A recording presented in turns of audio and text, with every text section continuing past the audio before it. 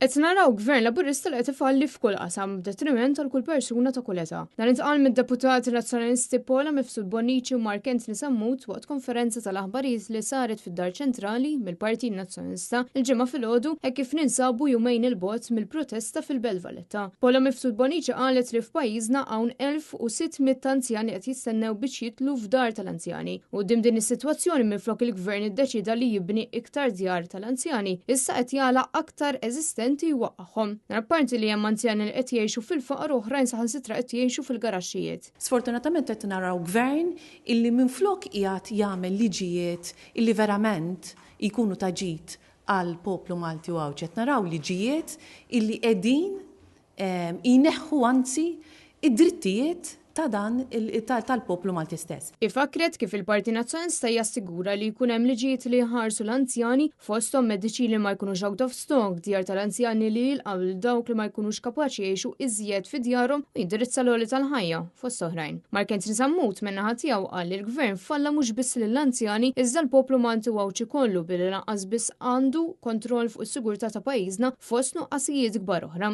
U semma wkoll it-traffiku li qed iwassal għal stress u ansjetà apparti tinġiż b'din is-sitwazzjoni iktar ma jmur iktar sejra lura. Dal-pajjiż għandu bżonn gvern illi flott jifforti kif ħajjipproteġġi lilu nnifsu u l-dawk fi ħdanu li qed jonqsu jkollu gvern illi jkun iffurtat biex jindirizza l-isfidi illi qed iħossu, il-problemi li qed iħossu li qed jinkwetaw il-Maltin u l-Awċin. Il-ħadd fit-tlieta ta' wara nofsinhar se tkun qed issir protesta bl-isem Gvern li falla li se tkun qed tieħu l-forma ta' mixja u li tibda minn quddiem il-Parlament u tispiċċa quddiem il-qorti.